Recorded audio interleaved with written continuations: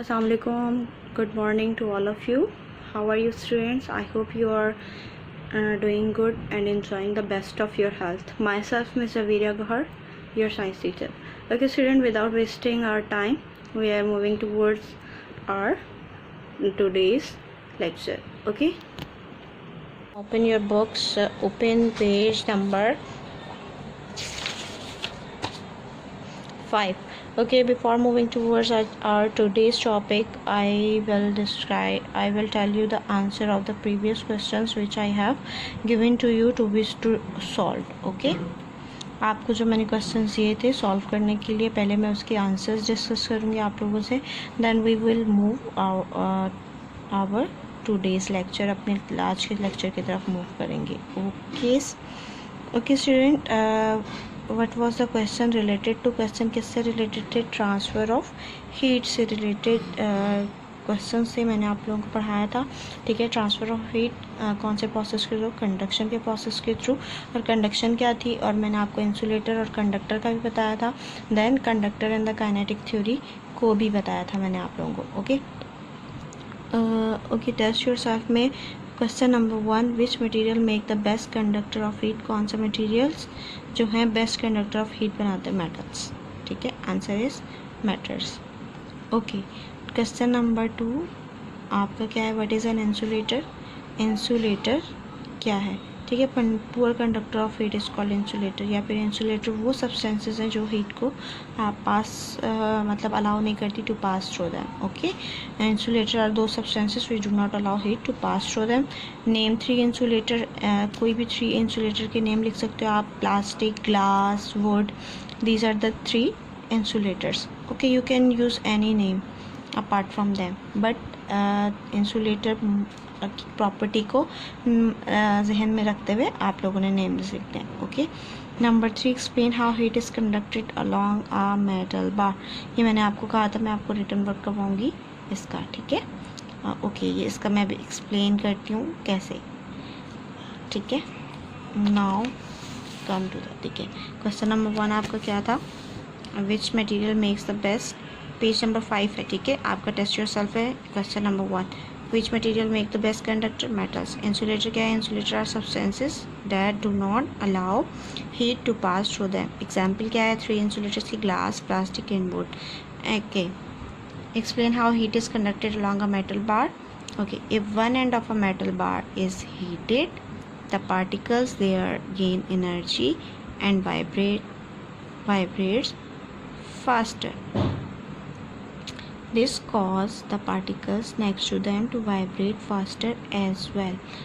The increased vibration of particles is passed along the bar until the whole bar is hot. ठीक है, ये मैंने आप लोगों को कल एक्सप्लेन किया था. One end of metal bar को हीट किया जाता है, उसमें पार्टिकल्स हीट एनर्जी गेन करते हैं. हीट एनर्जी गेन होने की वजह से पार्टिकल्स फास्ट वाइब्रेट करते हैं. फास्ट वाइब्रेशन एक पार्टिकल्स की दूसरी पार्टिकल्स को भी वाइब्रेट करती है, जिसकी वजह से उसकी भी वाइब्रेशन क्या होती है? इंक्रीज़ हो जाती है. और इसी इंक्रीज वाइब्रेशन की वजह से पार्टिकल्स की वाइब्रेशन पास होती है और यहाँ तक कि हीट जो है पास होकर बार के दूसरे एंड तक पहुँच जाती है और complete bar, metal bar hot हो जाती है. Okay, now question number 4, there were some reasons. Okay, suggest why the base of saucepan is made of metal. Saucepan की बेस मेटल से क्यों बनाई जाती है? Question number 1, heat energy flows quickly through the metal base of the saucepan. Heat energy जो है metal base, saucepan के metal base से क्विकली फ्लो होती है. ठीक है, to reach the food item, और फूड आइटम तक जल्दी पहुंच जाती है. That needed to be cooked और वार्म, जो जिसे हम गर्म या पका रहे होते हैं. ठीक है, अगर वो इंसुलेटर होगा हीट एनर्जी पहुंचेगी नहीं. ठीक है, तो आप फूड कुक नहीं कर सकते. इसलिए सॉस पैन का बेस किस तरह का बनता है? मेटल का बनता है. Question number 2 was reason number 2 was that the handle of saucepan is made of plastic. Handle क्या है सॉस पैन का? प्लास्टिक का. क्यों बनता है? Answer is plastic is a poor conductor of heat. Plastic poor conductor है heat का, so it will not burn the hand when the sauce pan is held. जब सॉस पैन पकड़ा जाएगा तो ये आपका हाथ गर्म नहीं करेगा, जलने नहीं देगा. वरना अदरवाइज़ क्या होगा? हीट ट्रांसफ़र हो जाएगी. मेटल का हैंडल होता तो आपका हाथ जल सकता था. सो प्लास्टिक का क्या बन रहा है? आपका हैंडल, सॉस पैन का handle. Number 3, polar bears have a thick coat of fur. Polar bear आपने देखे हैं वाइट कलर के बियर, तो पोलर बियर्स हैं, ठीक है। उनकी थिक कोट ऑफ फर, उनके ऊपर जो स्किन होती है वो उसमें फर होती है, थिक क्यों होती है, ठीक है। Fur trap air which is very good insulator. Fur क्या करती है, एयर को ट्रैप कर लेती है, जो गुड इंसुलेटर है। Therefore the fur help the bear to retain its body heat. तो उसकी वजह से क्या होती है, उसकी बॉडी हीट जो पोलर बियर की होती है, ठीक है। इंसान की बॉडी में हीट प्रोड्यूस होती है, इसी तरह एनिमल्स में भी होती है, ठीक है। तो उसकी हीट बाहर नहीं जाती, एयर ट्रैप कर लेती है। एयर गुड इंसुलेटर है, हीट को पास आउट होने नहीं देती सराउंडिंग एनवायरनमेंट में। So that's why the fur of polar bear जो थिक कोट ऑफ फर है पोलर बियर पर, ठीक है, क्योंकि वो बहुत ज़्यादा ठंडे उसमें रह रहा है। Now reason number D, bird fluff out their feather in winter. Winter में बर्ड क्या करते हैं, अपने आप को थोड़ा सा फ्लफ़ी कर लेते हैं, फुला लेते हैं, ठीक है, मैंने आप लोगों को बताया था। तो answer is air is trap between the birds feather. Again air trap हो जाती है बर्ड्स के फीदर में। Air is very good insulator, air good insulator, so the bird retain body heat just like the polar bear have fur while birds have feather. Both perform the same function. Okay, this is the answer of the previous questions which I have given you to think about. Okay, here is the think about. Did you know copper is the best conductor of heat? Copper जो है best conductor है heat का। It conducts heat 10 time better than iron, या iron से 10 time better heat conduct करता है। So आपने देखा होगा आपके घर की जो वायर्स हैं वो कॉपर की बनी होती है। When heat energy travel by conduction, the energy is passed from one atom और मॉलिक्यूल टू द नेक्स्ट। जब हीट एनर्जी कंडक्शन के प्रोसेस के थ्रू पास होती है तो एक एटम या मॉलिक्यूल से अगले एटम में पहुंचती है। It is the heat that flows, not the heated atom. Heat flow हो रही होती है एक एटम से दूसरे एटम में, एक एटम अपनी जगह से दूसरी जगह नहीं जा रहा होता, ओके, क्योंकि सॉलिड के पार्टिकल्स कम्पैक्टली पैक्ड होते हैं, ठीक। लिक्विड के पार्टिकल्स फ्लो करते हैं, आपके सॉलिड के पार्टिकल्स फ्लो नहीं करते। तो हीट फ्लो कर रही होती है आपकी, ना कि आपके एटम्स और molecules. Okay, now come towards our today's topic, okay, that is convection. Okay, हमने हीट ट्रांसफ़र के different process, transfer of heat के डिफरेंट वेज थे, ठीक है, 3 वेज थे। हमने कंडक्शन कल पढ़ा था। Today's we are gonna read convection and conduction. Okay, convection, liquid and gases. Okay students, look at the screen carefully if you don't have books. I hope so अभी तक तो आप लोगों ने कोर्स बाय कर लिया होगा। सो आप अपनी कॉपीज़ और वर्क सब कुछ प्रॉपर कर लें। Okay, convection, liquid and gases may be poor conductor of heat. Liquid और gases poor conductor of heat हो सकते हैं, but they can carry heat because their particles are free to move around. लेकिन वो heat carry कर सकते हैं क्योंकि उनके पार्टिकल्स फ्री टू मूव हैं, ठीक है, यानी कि आसानी से मूवेबल है। Convection can not happen in solid. Solid का प्रोसेस कन्वेक्शन का प्रोसेस सॉलिड्स में नहीं होता। सॉलिड्स में कौन सा प्रोसेस होता है, कंडक्शन का। क्यों नहीं होता, because the particles held in a framework. Solids में जो पार्टिकल्स हैं एक पर्टिकुलर फ्रेमवर्क में होते हैं, ठीक है, and can not move around, और वो मूव नहीं कर सकते as they do in liquids and gases, जैसे कि वो लिक्विड और गैस में मूव कर सकते हैं क्योंकि उसमें एनफ स्पेस होती है for movement. While in solid there is no space for movement. Okay, particles has no space for movement, they only just vibrate. Okay, वो जस्ट वाइब्रेट करते हैं particles. So in solid the process is conduction, okay, while convection cannot happen in solid. Why? There is a reason. Okay, question is just why convection process is not happen in solids, because the solid particles are compact packed. Okay, compactly packed होते हैं वो, ठीक। There is no free particles, freely free the particles in solid cannot move freely. Okay, यानी कि particles जो हैं वो solids में freely move नहीं कर सकते, इसलिए convection का process solids में नहीं होता। This happen when water is boiled. convection का process कहाँ होता है, liquids में, air में भी होता है, ठीक है। air क्या है, गैस, दिस हैपन, ये होता है व्हेन वाटर इज बॉयल, जब पानी को बॉयल किया जाए इन एन इलेक्ट्रिक केटल में। The heating element in the kettle only warm the water touching it, यानी कि जो केटल नीचे से क्या होगी, गर्म होगी, तो वो बस उसी पार्टिकल्स को वाटर को गर्म करेगी जो उसे टच कर रहा होगा, ठीक है।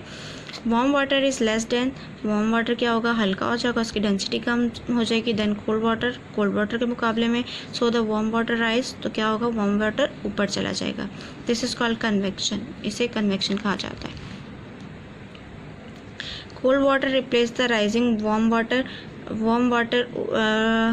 मतलब ऊपर की तरफ मूव करेगा तो उसकी जगह कौन ले लेगा, कोल्ड वाटर ले लेगा। And this in return also become warm, फिर वो भी गर्म हो जाएगा, फिर ऊपर चला जाएगा। Continuous circulating steam is set up in the kettle, this is called the convection current. Okay, continuous circle बनता जाता है एक प्रोसेस, ठीक है, जिस continuous circulating stream is set up in the kettle में कंटिन्यूस एक स्ट्रीम बन जाती है, this is called convection current, जिसे क्या कहा जाता है, कन्वेक्शन करंट कहा जाता है।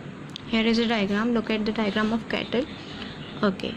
Red arrow shows the heated water move in this direction, cold water move in this direction. Okay. Red arrows आपको warm water की डायरेक्शन बता रहे हैं और जबकि blue arrows cold water। देखिए केटल थी हीट की, इसकी बेस मेटल की है, तो आपका जो बेस का वाटर था वो गर्म हुआ तो वो ऊपर की तरफ मूव किया। जब वो ऊपर की तरफ मूव किया तो जो ऊपर कोल्ड वाटर था वो उन्होंने रिप्लेस कर दिया हॉट वाटर को, ठीक है, यानी कि ऊपर वाला वाटर नीचे आ गया, लेस डेंस होने की वजह से, वार्म होने की वजह से वार्म वाटर ऊपर चला गया। इसी तरह कंटिन्यूस सर्किल चलता जाएगा, ठीक है।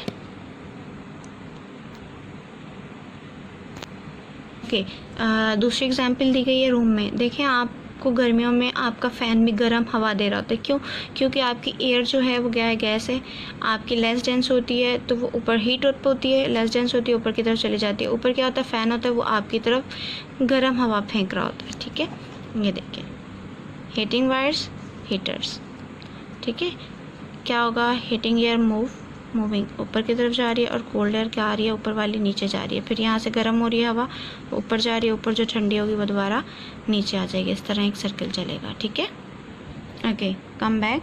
Heat energy must travel through gases, heat energy gases के थ्रू भी ट्रैवल होती है। Because a room can be warm by a heater, क्योंकि एक रूम हीटर से गर्म किया जा सकता है। Warm air is less dense, मैंने as I told you, warm जो गर्म हवा जो होती है वो लेस डेंस होती है, यानी कि उसकी डेंसिटी कम होती है than cold air as compared to cold air के। So the warm air above the heater rises, जब हीटर से जो एयर वार्म होगी वो क्या होगी, लेस डेंस होके राइज कर जाएगी, ऊपर की तरफ उठ जाएगी।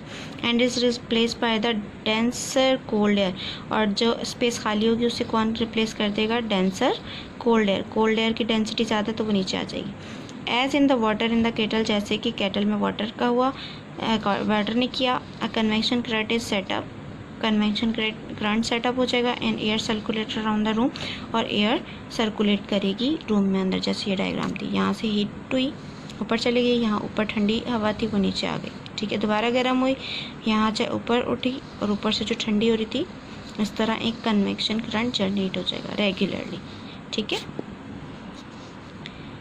ड्यूरिंग द डे, दिन के वक्त, the land is heated by the sun, land क्या है, ज़मीन क्या है, गर्म होती है सूरज की वजह से। Much more quickly than the sea, ठीक है, यानी कि समंदर के मुकाबले में जो आपकी ज़मीन है सूरज ज़्यादा जल्दी गर्म करता है। This setup the convection current, जिसकी वजह से क्या होता है, कन्वेक्शन करंट सेटअप होता है। So air move in from the sea, तो क्या होता है, मूव इन, एयर क्या करती है, देखिए आपकी लैंड पे गर्म हवा है, सी पे ठंडी है, तो वो रिप्लेस होना स्टार्ट होती है, ठीक है। When damp air from over the sea rises it cool to form cloud, ठीक है, मतलब समंदर के ऊपर जब गर्म हवा होती है तो वो क्या करती है, वाटर को एवेपोरेट करने में मदद करती है, जिसकी वजह से क्या बनते हैं, क्लाउड्स बनते हैं। Here is the diagram, look, clouds form where warm damp air rises and cool, ठीक है। वार्म एयर क्या होती है, राइज हो रही है, कूल हुई, ठीक है, और यहाँ क्लाउड्स बन रहे हैं। कूल एयर नीचे आ रही है, ठीक है, लैंड से गर्म ऊपर जा रही है, समंदर की ठंडी हवा लैंड पर आ रही है, फिर गर्म हवा क्या करेगी, ये देखिए ज़मीन है और सी है, तो ये ऊपर मूव कर रही है, जैसे ही ठंडी होगी क्या बनाएगी, ड्रॉपलेट्स बनाएगी, ठीक है। गैस में देखें सूरज की रोशनी की वजह से क्या होगा, हीटअप होगी, हीटअप होने की वजह से आपका वाटर वेपोरेट होगा, ठीक है। Land warm up more quickly than the sea, land as compared to sea जल्दी गर्म होता है, ठीक है। इस तरह ये कन्वेक्शन करंट्स बनेंगे। Here is the thing about questions. Test yourself. Why can liquid and gases carry heat? Liquid and gases heat क्यों carry करते हैं? Explain how a heater warms all the air in a room. Explain करें एक heater कैसे मतलब warm करता है सारी हवा को, कमरे में गर्म करता है हवा को। Why do you think it takes long time to heat? It take a long time to heat a room with a high ceiling. Okay आपका क्या ख्याल है कि एक कमरा जिसकी छत ऊंची हो तो उसे गर्म होने में ज़्यादा टाइम क्यों लगेगा, या वो ज़्यादा टाइम क्यों लेता है? Number 4, why do you think convection can not happen in solid, solids में कन्वेक्शन का प्रोसेस क्यों नहीं हो सकता? Okay these are the question you have to think about. Okay just अपनी अंडरस्टैंडिंग क्लियर करें। If you are able to return in broken English and it's okay, it's totally okay. मैं आप लोगों को ये वर्क करवाऊंगी, but main thing is understanding. आपकी understanding है रीडिंग के दौरान। आप मुझे जस्ट आप अपने पेरेंट्स को आंसर्स बताएं, चाहे आप उर्दू में बताएं, but try to use English while giving the answer. Okay mistake से घबराइए नहीं, it's okay, it's okay, okay totally okay with the mistakes, कोई मसला नहीं है। जब मैं आपको इसके एग्जैक्ट आंसर्स बताऊंगी आप टैली करके वहाँ से कॉपी कर लीजिएगा। Okay now move on page number 7, that is radiation.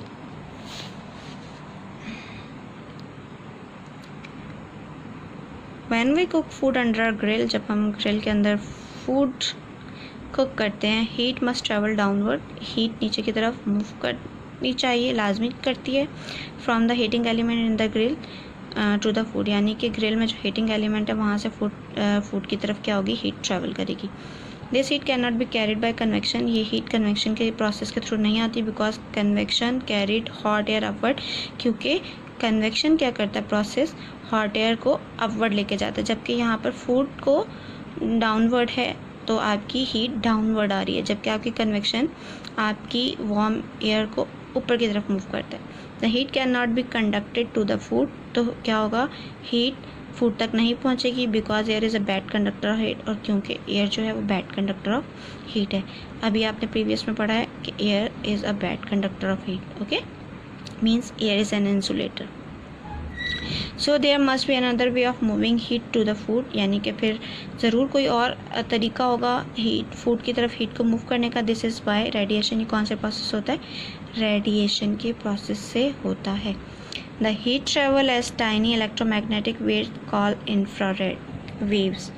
होता क्या है, the heat travels as tiny electromagnetic waves, यानी कि छोटी छोटी इलेक्ट्रोमैग्नेटिक वेव्स की फॉर्म में ट्रैवल करती है, ठीक है, जिसे इंफ्रारेड वेव्स कहा जाता है। The hotter an object is the more infrared radiation is emits, यानी कि जितना ज़्यादा हॉट होगा ऑब्जेक्ट उतनी ज़्यादा रेडिएशन इमिट होगी। कौन सी रेडिएशन, इंफ्रारेड। इंफ्रारेड वेव्स क्या हैं, इलेक्ट्रोमैग्नेटिक वेव्स हैं। No particles are involved unlike in the process of conduction and convection. Okay conduction और कन्वेक्शन के प्रोसेस में पार्टिकल्स इन्वॉल्व थे, बट इंफ्रारेड वेव्स की फॉर्म में, आपकी रेडिएशन की फॉर्म्स में पार्टिकल्स इन्वॉल्व नहीं होंगे, ठीक है, नो पार्टिकल्स इन्वॉल्व, ठीक है।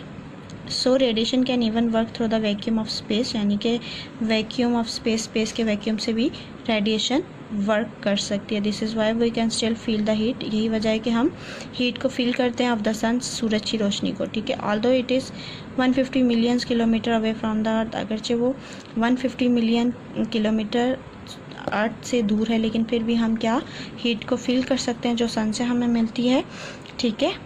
मीन्स आप तक सन की जो हीट है वो किस फॉर्म में आती है, रेडिएशन की फॉर्म में आती है, ओके। हीट ट्रांसफ़र के 3 प्रोसेस पढ़े हमने, conduction, convection and the last one is radiation. Here is the diagram of grill element, okay. Grill element से फूड की तरफ क्या हो रही है, हीट ट्रांसफ़र हो रही है, ठीक है।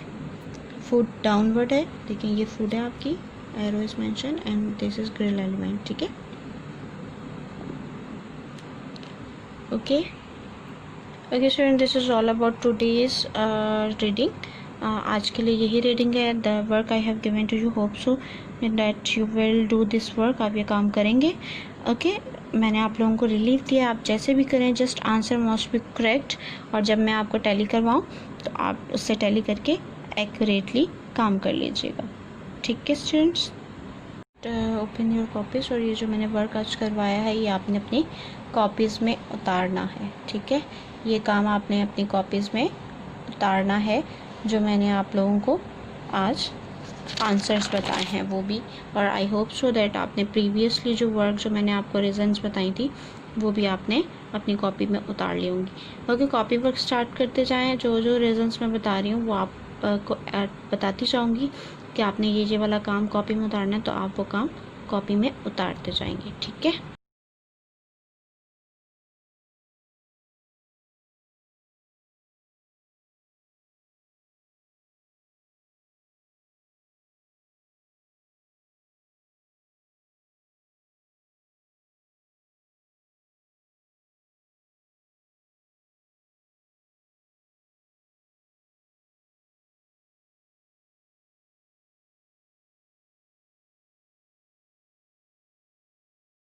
Students, this is all about today's lecture.